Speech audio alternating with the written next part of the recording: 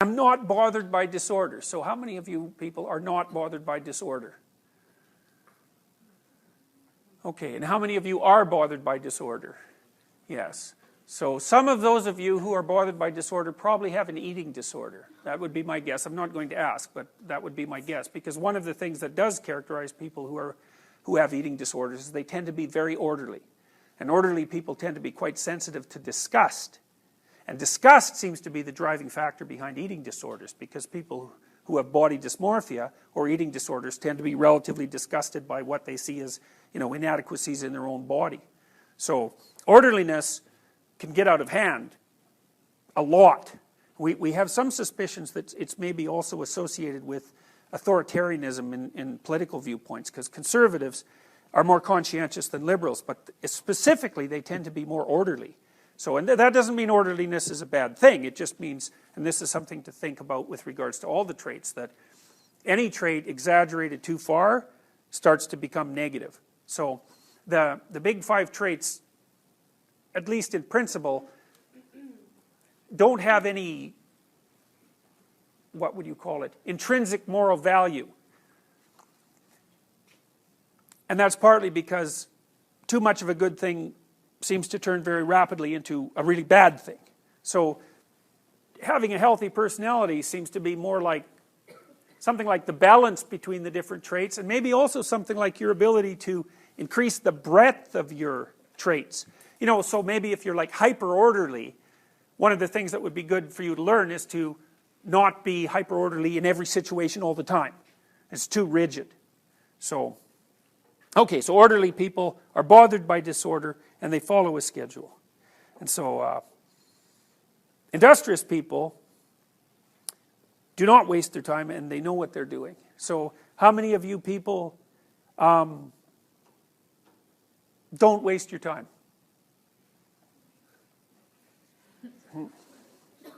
So 2 people?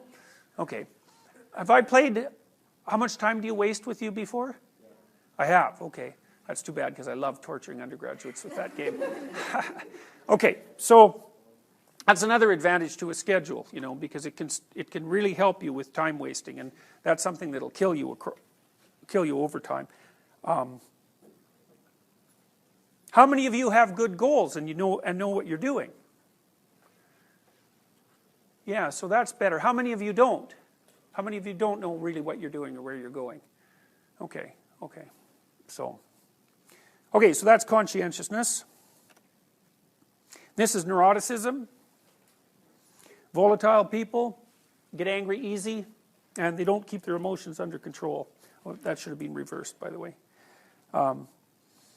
Withdrawal, seldom feel blue. It's the opposite. Seldom feel blue is the opposite. Am filled with doubts about things. Seems like more of a depression trait, withdrawal. So that's a negative emotion dimension. So people reliably differ on the degree to which they experience negative emotion and the degree to which they experience positive emotion. And those two things are actually different, because the circuitry that operates positive emotion is a particular circuit, and the circuits that operate negative emotion are particular circuits, and they're not merely opposites. So you can be highly neurotic and very extroverted. And so that means you're always at parties, but you're continually worrying what people are thinking of you. So people like that are actually quite complicated, So it's a complicated combination of traits. Agreeableness. Polite people respect authority, and they do not believe that they're better than others. And compassionate people are interested in other people's problems and take time for other people. So I'll tell you this after we do extroversion. Open people, we talked about this already. If you're creative, you believe in the importance of art, you love to reflect on things. If you're smart, which is sort of the intellect category, you're quick to understand things and can handle a lot of information. And then extroverted people are assertive. They take charge. They're able to influence people, so they're kind of charismatic. And if they're enthusiastic, they make friends easily and are easy to get to know. It might be of some interest to you that disagreeable people who are extroverted are narcissistic. So, because a disagreeable person isn't particularly polite, they don't really care about your feelings, and they're very dominant. So,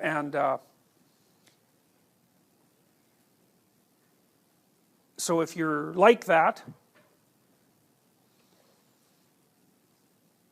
it would be useful to learn when to be quieter in social situations and how to attend more to other people. One of the things that seems quite useful for people who are disagreeable and narcissistic, for that matter, is to try consciously on a regular basis to do something for someone else. It also actually seems to make people who are narcissistic happier to do that, interestingly enough.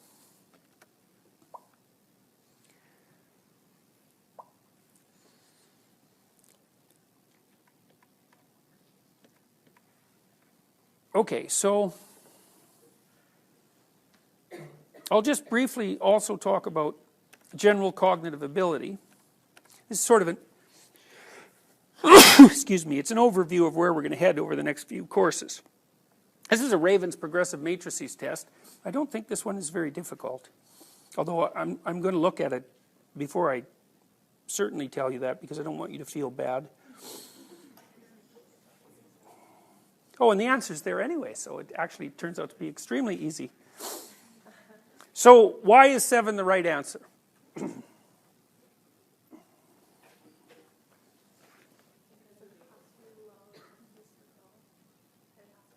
Okay, say that again. It has to be the lowest. Why? Why does it have to be the lowest? The circle. And then the square is at the top. Right, so there has to be an item at the bottom. Yeah, at the bottom. Okay, It and? has to be a little circle, and it has to be a triangle. Why does it have to be a triangle? Because it's the only thing missing. Right, because every other row Yeah. has a triangle. So you inferred all that by analyzing the 3 by 3 matrix. Yeah. Okay. The faster you can do that, and it's an interaction between speed and complexity. You can make these questions much more complex than this one. This one's, reasonably complex, but they can get really vicious because maybe there's 2 dimensions of variation here. There's whether or not it's an oval, a triangle, and a rectangle, and then where the thing is. That's it. But you could imagine you could make a matrix with like 4 dimensions of variability. And so these tests turn out to be the most accurate tests of general cognitive ability, Raven's progressive matrices. It's not verbal intelligence, it's nonverbal intelligence. But, and I can tell you why it is that these tests turned out to be that way later, and I will. General cognitive ability is a very good predictor of life success. And it seems to be very much biologically, what would you say? Biological factors play a large role, especially in modern society, in determining relative levels of intelligence, which is a relatively rough